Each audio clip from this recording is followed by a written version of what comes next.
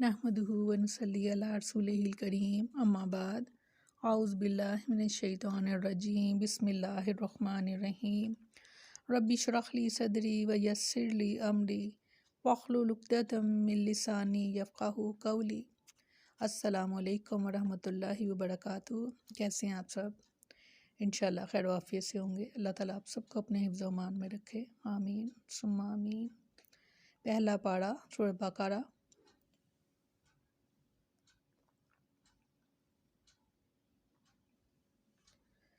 یا بنی اسرائیل، اے بنی اسرائیل، اذکروا، یاد کرو، نعمتی، میری نعمت، اللہ تی، وہ جو، انعمت، میں نے انعام کی، علیکم، تم پر، وَأَوْفُوا، اور پورا کرو، بعہدی، میرے عہد کو، اوفی، میں پورا کروں گا، بعہدکم، تمہارے عہد کو، وَإِيَّایَ، اور پس مجھ ہی سے، فارہبون، تم ڈرو۔ فرمایا اے بنی اسرائیل، میری نعمت یاد کرو جو میں نے تم پر انعام کی، اور تم میرا عہد پورا کرو، میں تمہارا عہد پورا کروں گا، اور صرف مجھی سے پس ڈرو۔ اللہ تعالیٰ نے بنی اسرائیل کو گوناگون نعمتیں دیں، ان کی ہدایت کے لیے بڑے بڑے انبیاء اور رسل بھیجے، کتابیں نازل کیں، انہیں فرعون اور اس کے لشکر سے نجات دی، زمین پر بادشاہت دی، پتھروں سے پانی کے چشمے جاری کیے، اور کھانے کے لیے من و سلوہ اتارا، وغیرہ وغیرہ۔ رسول اللہ صلی اللہ علیہ وسلم کے زمانے کے بنی اسرائیل کو یہ چیزیں یاد دلائی گئیں، حالانکہ سب کچھ پہلے بنی اسرائیل پر گزرا تھا۔ نعمتی اگرچہ لفظ واحد ہے مگر جنس مراد ہے، جس میں تمام نعمتیں شامل ہیں، جیسا کہ اللہ تعالیٰ نے ارشاد فرمایا سورۃ دخان میں، اور بلا شبہ یقیناً ہم نے انہیں علم کی بنا پر جہانوں سے چن لیا، اور فرمایا سورۃ دخان میں، بلا شبہ یقیناً ہم نے بنی اسرائیل کو ذلیل کرنے والے عذاب سے نجات دی، اور فرمایا سورہ بقرہ میں، اور جب ہم نے تمہاری وجہ سے سمندر کو پھاڑ دیا پھر ہم نے تمہیں نجات دی، اور فرمایا سورۃ بقرہ ہی میں، اور جب ہم نے موسیٰ علیہ السلام کو کتاب اور حق اور باطل میں فرق کرنے والی چیز عطا کی تاکہ تم ہدایت پاؤ۔ سورۃ بقرہ ہی میں فرمایا، پھر ہم نے تمہیں تمہارے مرنے کے بعد زندہ کیا تاکہ تم شکر کرو، اور فرمایا سورۃ بقرہ میں، اور ہم نے تم پر بادل کا سایہ کیا، اور فرمایا سورۃ بقرہ میں، اور ہم نے تم پر من و سلوہ اتارا، اور فرمایا سورۃ بقرہ ہی میں، تو اس سے 12 چشمے پھوٹ نکلے، اور فرمایا سورۃ مائدہ میں، اور جب موسیٰ علیہ السلام نے اپنی قوم سے کہا، اے میری قوم، اپنے اوپر اللہ کی نعمت یاد کرو جب اس نے تم میں انبیاء بنائے اور تمہیں بادشاہ بنا دیا،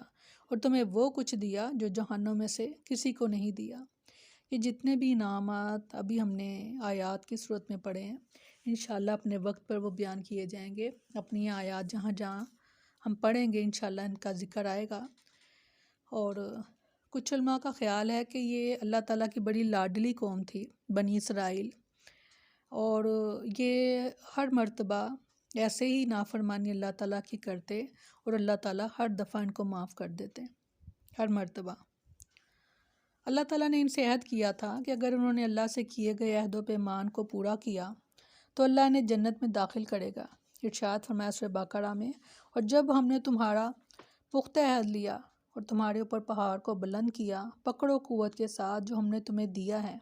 اور جو اس میں ہے اسے یاد کرو تاکہ تم بچ جاؤ، اور فرمایا سورہ بقرہ میں، اور جب ہم نے بنی اسرائیل سے پختہ عہد لیا کہ تم اللہ کے سوا کسی کی عبادت نہ کرو گے، اور ماں باپ اور قرابت والے اور یتیموں اور مسکینوں سے احسان کرو گے، اور لوگوں سے اچھی بات کہو، اور نماز قائم کرو اور زکوٰۃ دو، پھر تم پھر گئے مگر تم میں سے تھوڑے، اور تم منہ پھیرنے والے تھے۔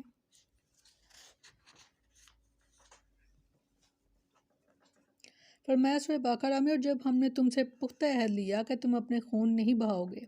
اور نہ اپنے آپ کو اپنے گھروں سے نکالو گے، پھر تم نے اقرار کیا اور تم خود شہادت دیتے ہو، اور فرمایا سورۃ اعراف میں کہ کیا ان پر کتاب کا عہد نہیں لیا گیا کہ اللہ پر حق کے سوا کچھ نہ کہیں گے۔ فرمایا سورۃ نساء میں، اور ہم نے ان سے کہا کہ ہفتے کے دن میں زیادتی مت کرو، اور ہم نے ان سے ایک مضبوط عہد لیا۔ اسی عہد و پیمان کا تذکرہ کرتے ہوئے اللہ نے فرمایا سورۃ مائدہ میں، اور بلا شبہ یقیناً اللہ نے بنی اسرائیل سے پختہ عہد لیا، اور ہم نے ان میں سے 12 سردار مقرر کیے، اور اللہ نے فرمایا بے شک میں تمہارے ساتھ ہوں، اگر تم نے نماز قائم کی اور زکوٰۃ ادا کی اور میرے رسولوں پر ایمان لائے اور انہیں قوت دی اور اللہ کو قرض دیا، اچھا قرض، تو یقیناً میں تم سے تمہارے گناہ ضرور دور کر دوں گا، اور یقیناً تمہیں ایسے باغوں میں ضرور داخل کروں گا جن کے نیچے سے نہریں بہتی ہیں۔ پھر جس نے اس کے بعد تم میں سے کفر کیا تو یقیناً وہ سیدھے راستے سے بھٹک گیا۔ استغفر اللہ۔ یہاں پر بنی اسرائیل کے بارے میں ہم نے پہلی آیت پڑھی ہے، اور بنی اسرائیل کے بارے میں جیسے منافق کے بارے میں بڑی ہی ڈیٹیل سے بات کی گئی ہے، ایسے ہی بنی اسرائیل کے بارے میں بھی بہت ڈیٹیل سے بات کی گئی ہے، اور ان کے بارے میں ہم بار بار ان آیات کو پڑھیں گے جو ان کے بارے میں نازل فرمائی اللہ تعالیٰ نے۔ اور یہ جو آیات نازل کی گئی ہیں، یہ ہم نے ان میں سے اپنے لیے عمل کا راستہ بھی ڈھونڈنا ہے اور عبرت بھی لینی ہے، کیونکہ اس وقت وہ جو امت تھی وہ اللہ تعالیٰ نے تمام انعامات ان پر نازل کیے، اور اللہ تعالیٰ نے ہر بار ان کو آزمایا اور ہر بار وہ اس آزمائش میں فیل ہوئے۔ اب امت محمدیہ بہترین امت ہے، سب سے بہترین، اور اس کو یہ اب حکم ہے کہ ہم قرآن کے ساتھ جڑ جائیں اور احادیث کو دیکھیں تاکہ ہماری دنیا بھی بہترین ہو جائے اور آخرت بھی۔ تو بنی اسرائیل کا معنی ہے، اسرائیل جو تھا وہ حضرت یعقوب علیہ السلام کا لقب تھا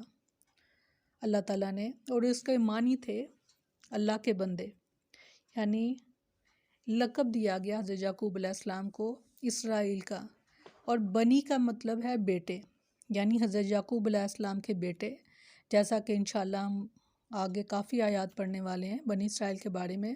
تو اس چیز کی کافی وضاحت آپ کو انشاءاللہ مل جائے گی کہ حضرت یعقوب علیہ السلام کے 12 بیٹے تھے، اور 12 ہی پھر آگے ان کے قبیلے بنے، اور پھر آگے ان کی نسلیں، اور پھر یہ بڑھتے بڑھتے پوری قوم ہوئی۔ انشاءاللہ اپنے وقت پر آیات کے حساب سے انشاءاللہ ہم چلیں گے تو ان کے بارے میں بھی آپ کو انفارمیشن جو ملتی رہے گی، اور اس کو ہم نے اپنے لیے عبرت کے لیے لیں گے کہ انہوں نے ایسا کیا تھا، ہم نے وہ نہیں کرنا۔ سبحانک اللہم و بحمدک نشہد ان لا الہ الا انت نستغفرک و نتوب الیک۔ سبحان ربک رب العزۃ عما یصفون وسلام علی المرسلین والحمد للہ رب العالمین۔ السلام علیکم ورحمۃ اللہ وبرکاتہ۔